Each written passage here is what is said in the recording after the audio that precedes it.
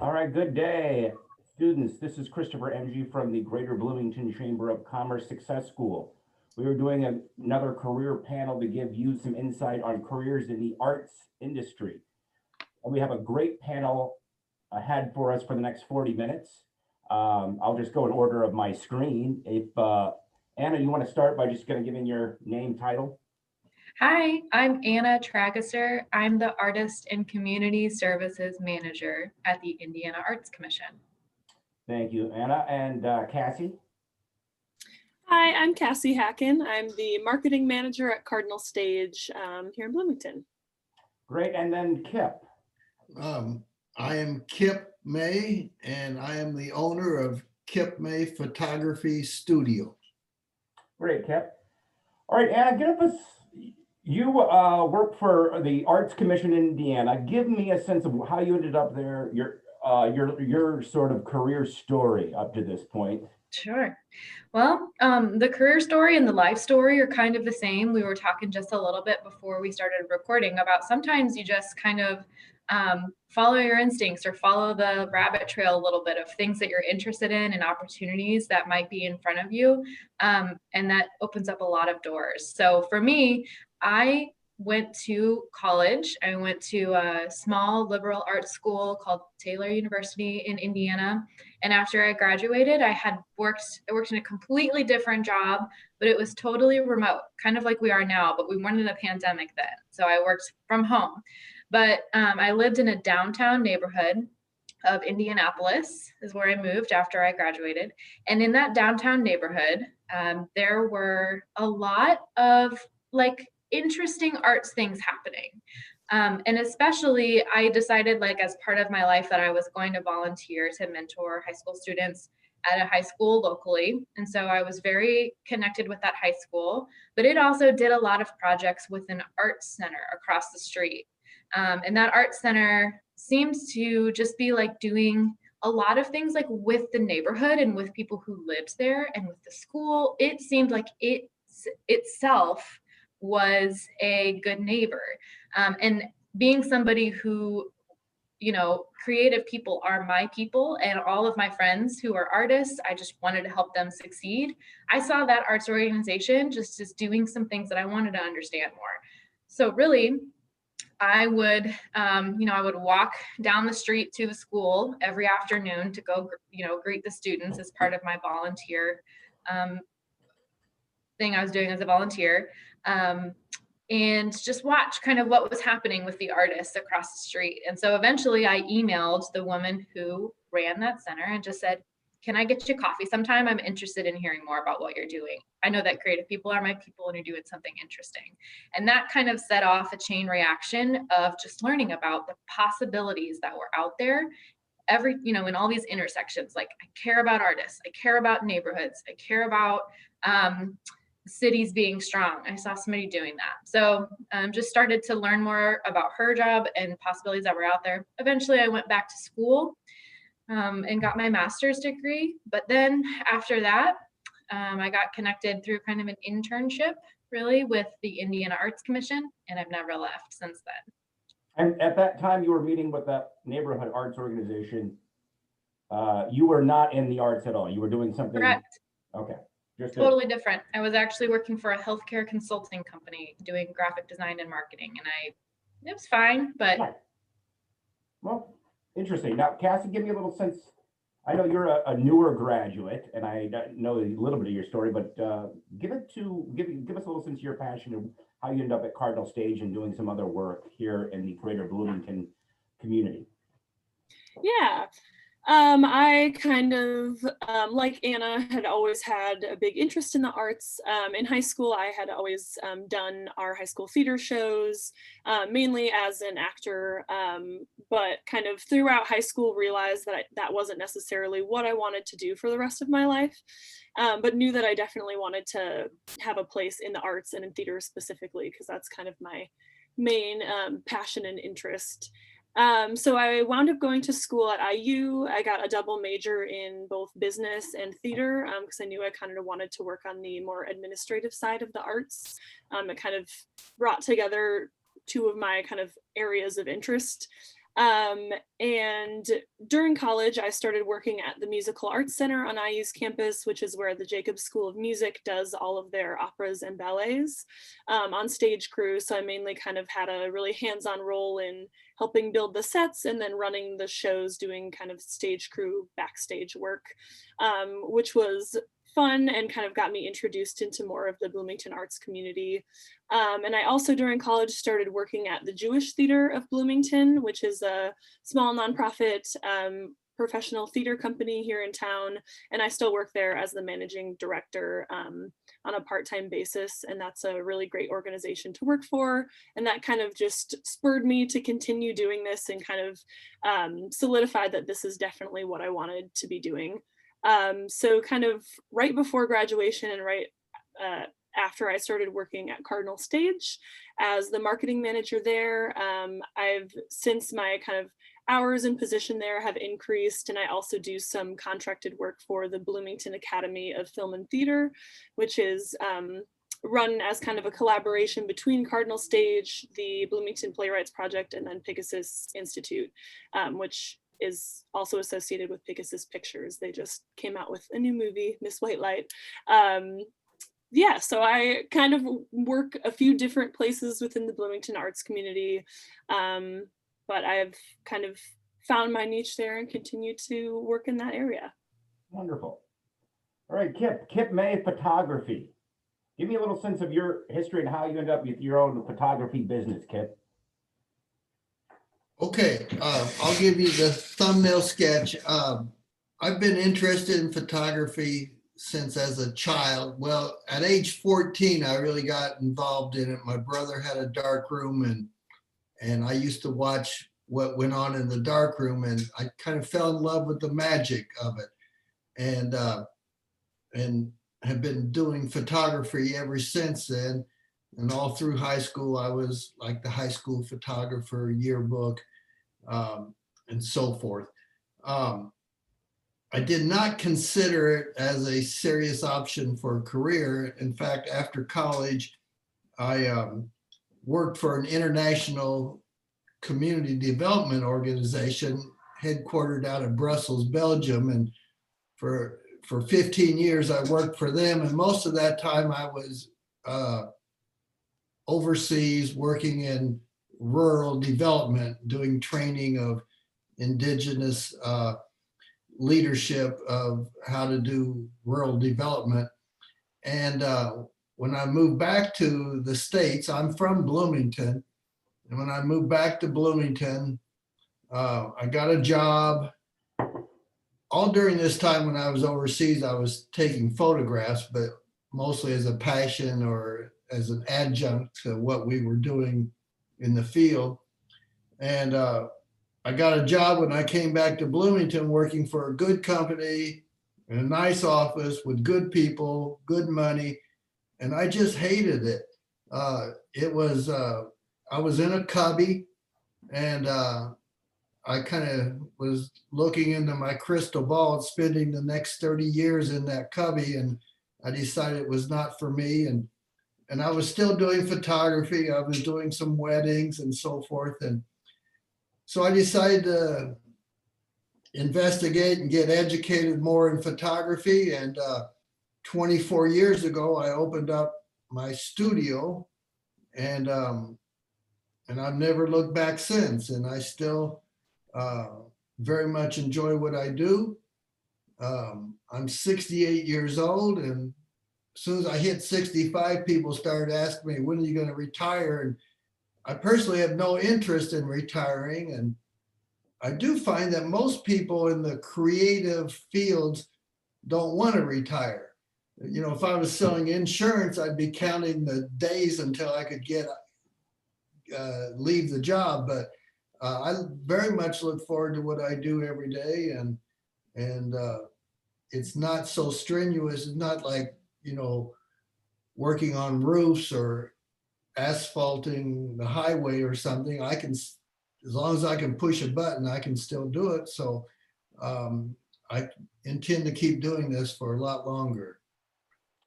Great, Kip. We'll get into a little bit more details on that. Anna, you are the kind of generalist here sort of facilitating other artists, not that you are not an artist in your own right, but just based on your job title. Give us a little sense of what areas you sort of help the arts community in Indiana, and what are some of the things you've learned as people, maybe students interested or selling some of their work, or getting into theater, or anything in the broad scope of art and your job that you can sort of give a little sense of what you've learned over this time.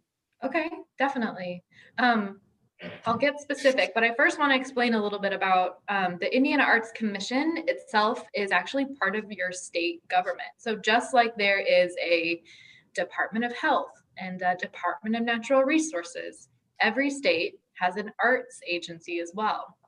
And so a lot of states, and this is true for the Indiana Arts Commission, we're mostly grant funders. And if you've ever heard of a grant before. If not, a grant is a chunk of money that you can apply for from an organization, from a foundation, to do something specific with. And the reason that money is given away is because that organization wants to see that happen in the world, but they're not always the best ones to do it. So you might be a better one to make whatever it is come about, and they will award you that money to do that thing. And so for us and for the state of Indiana, they want to see arts happen in Indiana.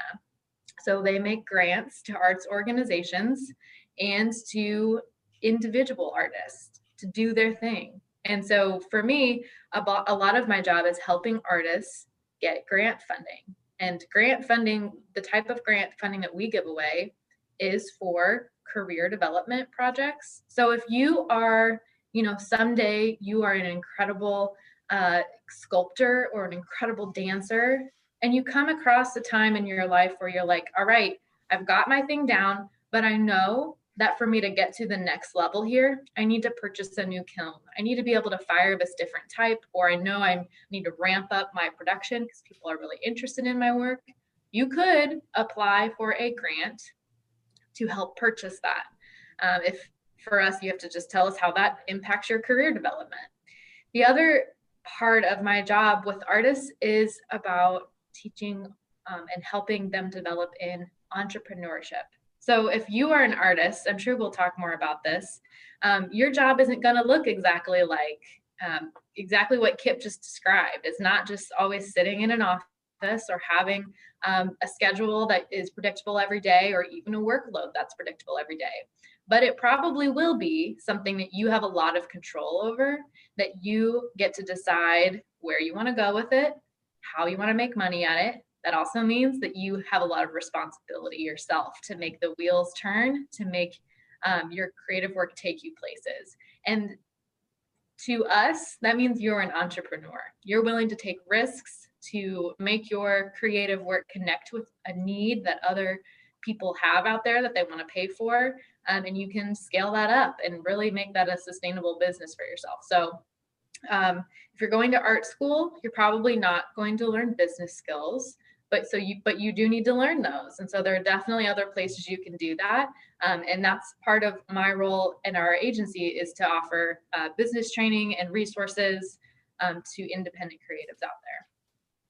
Now, so one of the things, and I think we kind of talked about in email, is that grant funding aspect, which you kind of need to know.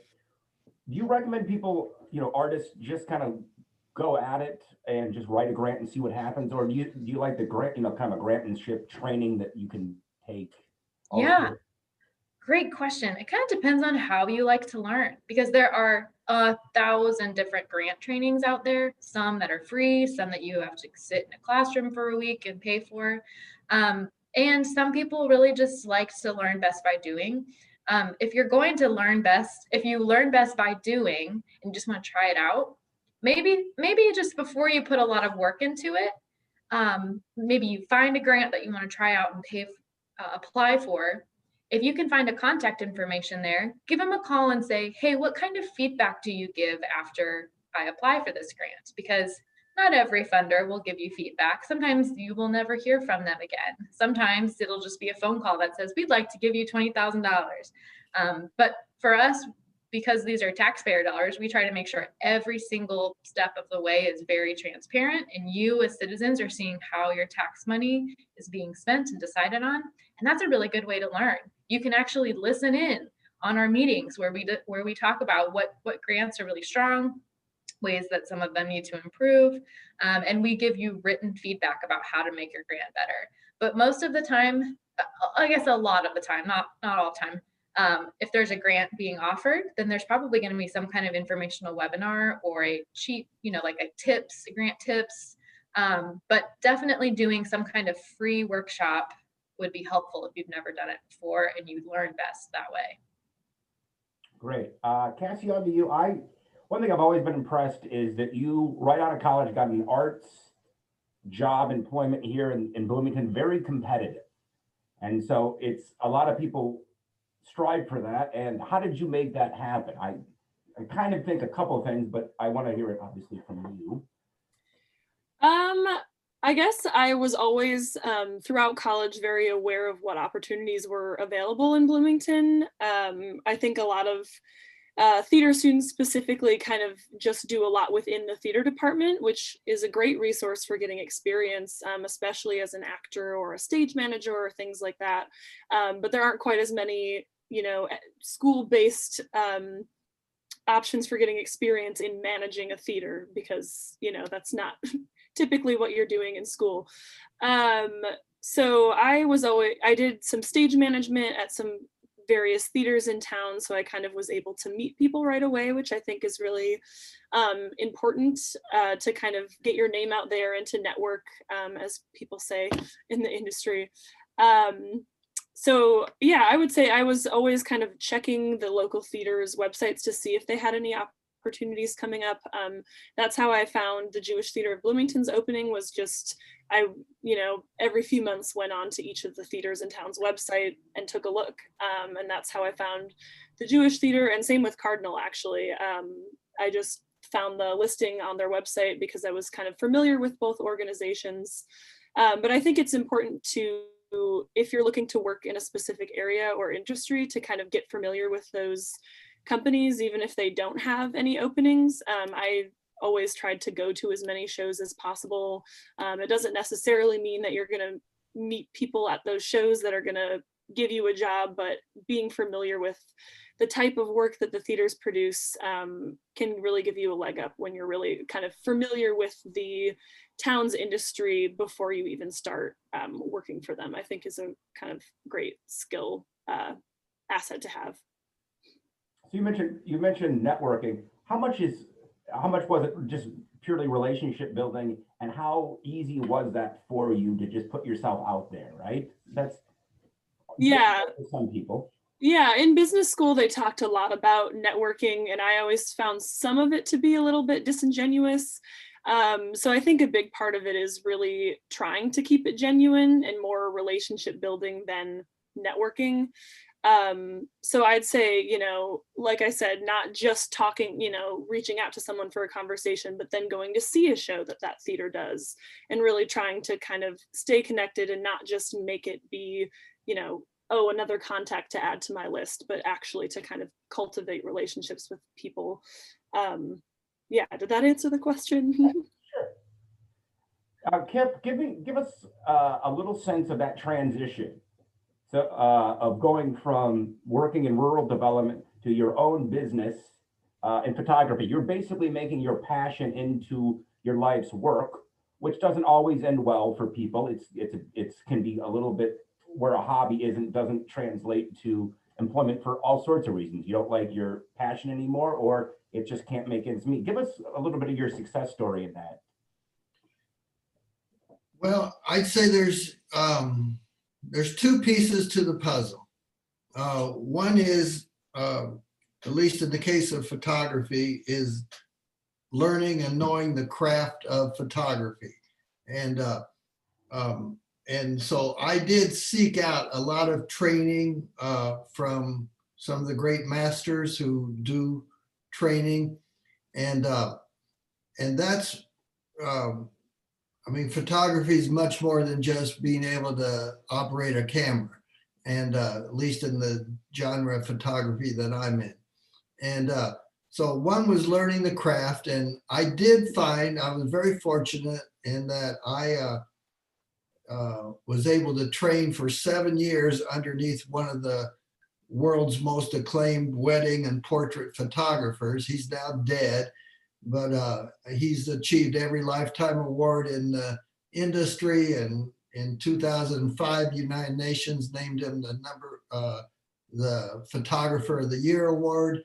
And I was fortunate. I was able to train under him. He was kind of old school, used to yell at me a lot. He was tough, but you did learn. And so that's learning the craft. And then the second part, I think, is what Anna touched upon, is the whole business aspect of it. And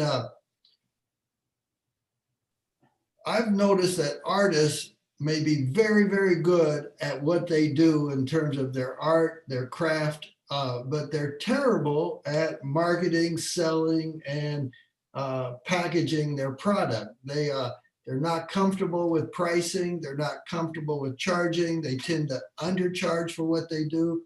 I once did a talk to a bunch of artists. And my title of my talk was Tips for the Starving Artist. And it's how you have to learn some business techniques. And it kind of goes against the grain of most creative types, because they're more right-brained and this is more left-brain activity. But you've got to, if you're going to survive it, because the business world is very unsympathetic. They don't care how hard you worked, how much you've studied, what you've done. They will eat you up and spit you out in a heartbeat. And so you've got to learn how to actually, month after month after month, make enough money to sustain yourself and live a good living. So, I didn't know that. I don't come by it naturally. I learned from a guy, and he actually does training for photographers on how to run a successful business, how to market, price, and package your photography. And once I learned that, and once I learned the craft of it, then those two pieces of the puzzle, what has allowed me to still be here 24 years later. And what was the hardest transition in that point? Was there anything in particular? Because you're doing, you're running books, you're doing bookkeeping, you're a one-man operation, W-9 forms and all of that. Did all that come a little bit naturally? No, not at all. I still hate it. But part of it is just getting the nerve to be able to charge appropriate prices for your product. I mean, I was scared to death, and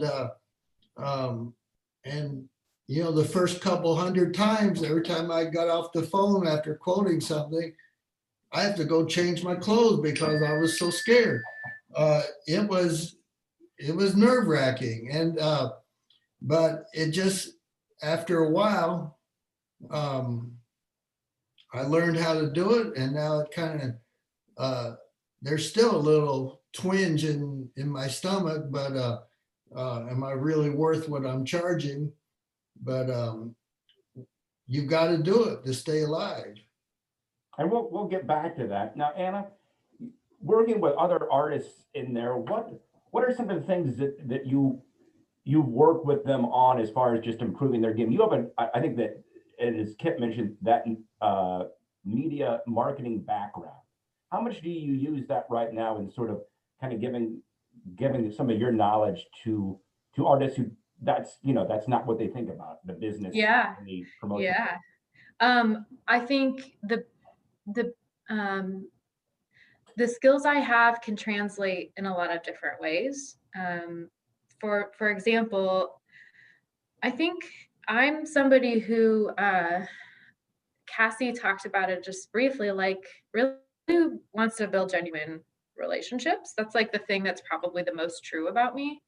And that's partly why I respect and like and feel that creative people are my people, because they're very honest people, and they're looking to like make things understood or make things reconsidered, with their work. A lot of the time they're trying to get at a bigger truth, or not, just trying to play sometimes, which is important. And so part of, because of that, part of my skills are being able to get on board with like what you're selling, with what you're excited about. I'm very easy to I become a cheerleader for you very easily if you're passionate about what you're doing. And I'm also very good at like translating that into what I hear that other people care about. So really, like, that's the heart of who I am, is that I genuinely want to understand people better, and that makes me a good connector.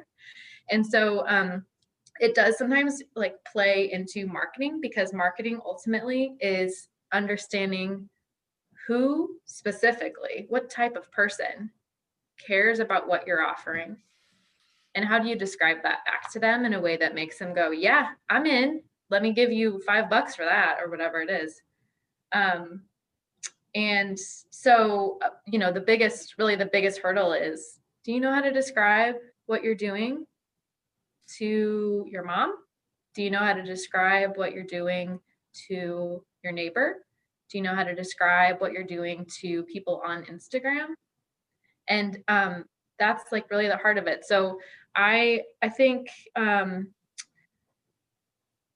the end of the day, it's not so complicated. If you are an entrepreneur, we can get pretty overwhelmed pretty quickly with, oh, I gotta learn QuickBooks now. But that doesn't even have anything to do with how I practice my poetry. That doesn't have anything to do with that. Why am I spending time on it? We get overwhelmed with all those details, but at the end of the day, remembering that what I have to focus on is tell your story well, tell it to the right people. If I can simplify it for you in that way. And then the rest is just details. The rest is just, how do I get my work out there to the right people in the way that they want to hear it. Did I answer your question? I think so. And it kind of leads me to my next one, and Cassie, on how important is it in the arts to diversify if you want to stay in the industry? To be able, you mentioned that you started in acting and then sort of work in set design and doing some marketing in order to just stay in the industry and just have that versatility. How important is that? Yeah, I think it's really important, especially from a management standpoint, if you're looking to kind of be in management, to understand all the various aspects that go into making theater. That's more obviously what I'm focused on. And especially in theater, there are so many different aspects that most people would never even think of. There are so many different, even just the contracting with the actors and the set and the lights and the sound, and every individual kind of design aspect that the audience sees or maybe doesn't even notice has been thought about a lot. And from managing director standpoint or something like that, I think it's really important to have a strong grasp on what it really takes to make that happen, so that if someone comes to you asking for more room in the budget for some sort of equipment piece or something like that, or some sort of staffing issue or HR problem, it's really helpful to have a grasp on all of those areas and what really goes into them.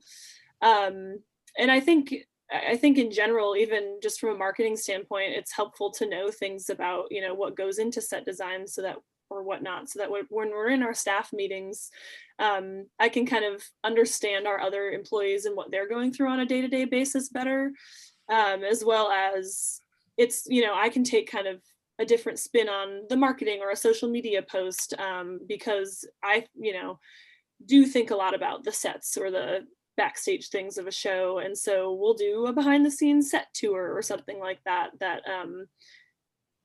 gives kind of a unique spin on the show, or what is unique about that production. So I think from a lot of different aspects, I do think it's important, as well as just being able to work in different capacities and help in different ways. A lot of theaters and smaller nonprofits are kind of all hands on deck sometimes. So sometimes, one day we are costume crew person for one of our plays wasn't going to be able to make it, and we couldn't find anyone to cover her, and they needed someone to help with quick changes. So because I had had some experience in that, our production manager asked me to help out, and it was kind of a fun way to get back into the theater and backstage. But it also really does open you up to a lot of different opportunities for work, to be able to diversify yourself. Some actors are also stage managers so that they can kind of do both things. And that, I think a lot of designers kind of design in more than one area. So that does happen a lot. Great. Kip, give us a sense of walking away from people who call for your services who think you're too high, or maybe didn't like the work as well as they'd like, and handling criticism like that in your field, which is, and it's your work. I mean, it's unique among artists that it's that personal, right? Right. Well, you need a thick skin, and I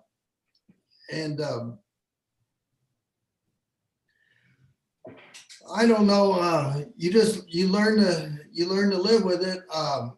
Now I guarantee everything I do, and when I say I guarantee it, with that I mean we put this in writing. We tell every client, if you don't love the photographs, you don't pay for it.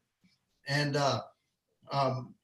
so first of all, we try and take away their fear of booking with us. That, gee, if I don't like it, if I stuck with something I don't like, and that's a little marketing tip I learned from the marketing trainer, is to guarantee your work. And because what I do, every job, every assignment is a unique creation. If I have a family of four that calls me up, wants a picture of their family of four, I can't sell them another picture of some other family of four. They only want their family. And so each creation is a unique creation. And I actually, the way I present my images to my clients, I'm there with them. We project it. We have a viewing room and we project the images. So I'm there, and they may only want, one image of their family, or if it's a professional business headshot, they only want one headshot. And so they reject 99% of everything I did to that point. And that's totally fine with me, as long as I get the one that I get. Now, I don't have very many people that aren't happy with it. And they purchase what makes sense for them. And we're not a arm twisting kind of place. It's all up front, and it's obviously in my best interest for them to walk away happy. And so you do have to get used to rejection, and that's fine. And but at the same time, you have to be good enough at your craft that you can create something that's pleasing, flattering, and serves their purpose. And I get some rough cases. I have several clients that have children with special needs, autistic children. I just did one this 2 weeks ago, nonverbal, moves around a lot, doesn't follow instructions. And those are tough situations, but we take them. And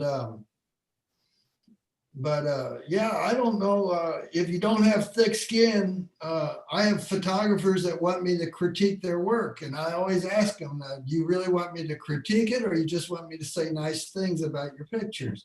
And if they're serious about learning, they can take the critique. If they just want flattery, well, I can say that too. These are great. Good luck. So Anna and Cassie, it's a little bit a different perspective, at least in your roles, and I think Cassie can speak to kind of both of those. You're saying no to people, or giving out some certain amount of criticism, and how you handle going about doing that, because especially Anna, in your position, not all these artists succeed. You have a passion for it and you're helping them out, but not all of it works out. And sort of how you handle that, which kind of like I wanted to get a little bit of kind of the less positive aspects of your position, right? Yeah. Oh, yeah. I'm learning a lot that this, you know, like it's the age old, your parents are, you say you want to be a writer, you say you're gonna make it, you're gonna be a musician. They're like, oh, okay, great. How are you gonna pay the bills, right? That's the classic, I'm rolling my eyes hardcore here, because really, yeah, I'm learning more and more that it's about grit. It's about, how much do you love it, or how much is it what you're going to make your life out of? Because it is out there. There is opportunity out there for you to sustain your whole life and your family's life around this. But there absolutely will be more times than not that you will hear the word no. I think that I've seen some people publish or like share the percentage of just in like grant proposals, or like, submitting an application for some kind of support. I've seen a couple different artists post like exactly what their percentage of yes is, and it's like 1 or 2%. So I think that it's really, grit sometimes is just remembering that sometimes this is a numbers game. There are so many opportunities out there for you. Don't fall in love with every single one of them. Go after the ones that are right for you. Don't waste your time, but you're going to have to keep looking through underneath every single rock. It's not just going to be one step to the rocket ship that's going to take you to where you want to go. But you, as long as you're staying focused on what you really care about, and you feel like your life is still fulfilling as you pursue that, as you build this kingdom of yours that you're sharing with the world, that will keep you going, and that will be the life that's satisfying for you. So, I hate saying no, of course, yeah. but that's usually what the conversation anyway is, pretty much what I've just shared. And that's why we work really hard to get feedback to folks about their proposal. And it's not just about that one time yes or no, it's about like, we want them to succeed anyway. And so if they've already got this idea, we want them to hear, we bring in a panel of experts to give them feedback and help us say yes or no to it. That's really valuable for somebody to tell you exactly what Kip was just saying, real critique or real recommendations. So you don't waste your time on something that they know isn't going to help you get where you want to go anyway. Which Cassie, in moving from artist to administrative aspect, you're saying no to various people at different times for budgetary reasons, or there's maybe not the infrastructure to do whatever they want to do. How have you handled that as far as kind of saying no to people you're normally kind of supporting your community of peers? Yeah, I don't know if I necessarily in my position have to say no quite as much as maybe our managing director or something like that. But I think, kind of like Anna was saying, making sure that you give feedback as to why or why not. I know I have had to apply and write many a grant application, and that's something that I really appreciate about the IAC, is that you guys do give feedback, whereas there's some other grants I've written where, I just get a no and that's it. And it's not super helpful, and I understand why, because they might not have the time to, or the full staff that you guys do, to be able to give feedback to each applicant. But that is something that I very much appreciate, and I think try to tie in as much as possible when having to say no to people, is to be able to give that feedback. Yeah, I think that's really important. All right, well, I mean, we're kind of closing on our time here, but we're our audience are potential people going into the arts that, what have we not addressed so far today that might be helpful to our audience? And anybody can chime in. I think one of the questions that you sent us ahead of time that I really love is, what are some of the ways people are making a difference in your field or making a difference in the world? And this is another way to be an entrepreneur, is that in the arts actually, not only, think about schools, not only do you have art classes in school, but when the arts are actually integrated into the 3rd grade science lesson, those kids understand science better. They have higher literacy rates, right? When arts, there's a field called arts therapy, which is an actual like mental health practice that integrates arts activities and arts thinking and with actual, like, sometimes group therapy, sometimes one-on-one therapy, has mental health outcomes. It has outcomes for recovering from, well, actually, I would love to send you, Chris, if you want. There's this great tool. Even if you are watching right now, you can Google Social Impact Explorer from Americans for the Arts, which is this really cool like wheel that shows you probably 30 different fields, like housing, like food security, like environmental, like conservation, or the military, or politics, and how the arts are actually making a difference in those areas. And that, if you're a creative, that represents a real opportunity for you to earn, not only to find meaning in what you're doing and seeing how it plays out in the world and helps things grow stronger, but those are opportunities for you to have a job there as well. People value those things. That's one way you can use your skills and your passions. Which I and just giving a little sense of my background in the arts, I used to do drum circles at senior centers. Very good, interactive, fun thing that you can kind of lead in doing that I enjoyed. You wouldn't think about, senior care and arts, but that's just another avenue, which is a good point. And then I'll put that on next to the panel discussion. I'll put that link. That'd be great. Anyone else? I know I give the questions. Anything you haven't touched upon? Yeah, I really agree with Anna. I think something that you get told a lot is that the arts isn't really a career, but it is involved in so many different ways and so many different fields. And it's an industry, it's a business in a lot of different ways. And there are ways to work in it in maybe not the most traditional ways that you would think. So exploring, I think that resource is great, and talking to different people in different fields about, what they do and how they integrate art. Even teaching is like Anna said, it's a big, using art in the way you teach is a really big deal, and it can increase empathy in young children. And it's got a lot of great benefits and can be applied so many different ways that I think it's a really great career to go into. You do have to kind of be willing to advocate for yourself and kind of network, like we said earlier, but I think it can be really rewarding. Great. Kip, any final thoughts? Well, we could talk a long time on how the arts enrich the human spirit, they enrich communities, they enrich the nation and the world, and it's hard to measure that benefit, but I would encourage anyone who's interested in whatever genre of art to pursue it, even if it isn't a money-making endeavor. I think it goes against, it just violates their spirit as a human being not to be engaged in that which is part of the creative process and brings them joy. And I do that with, when I moved back to the States, I started calling other photographers just to ask them if I could come pick their brain. And to my surprise, they all said no.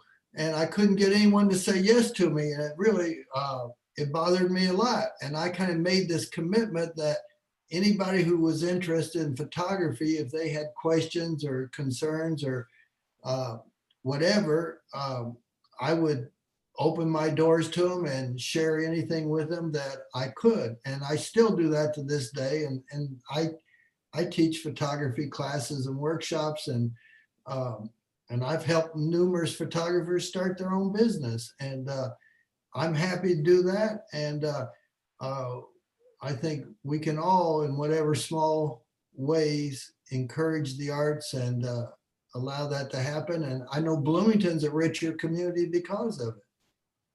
It is indeed. It goes to that quality of place, quality of life that I think is so vital for neighborhoods, communities, and municipalities.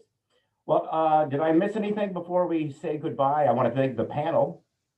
You guys were great. Anna, Cassie, Kip, very interesting talk. We could go on even longer. I think you did a great job of sort of giving the sense of why you're in that industry, and that's what we want in our career panel. So thank you very much for your time, and we'll see the rest of you at our next career panel. Thank you.